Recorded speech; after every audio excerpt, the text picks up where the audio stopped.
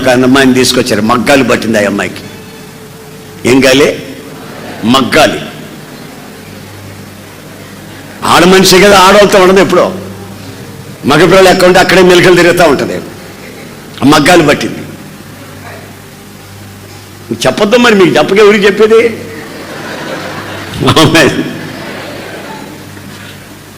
సొక్క వేసుకుంది, ప్యాంట్ వేసుకుంది, తలకి రుమాలు కట్టింది, వస్తూ ఉంది.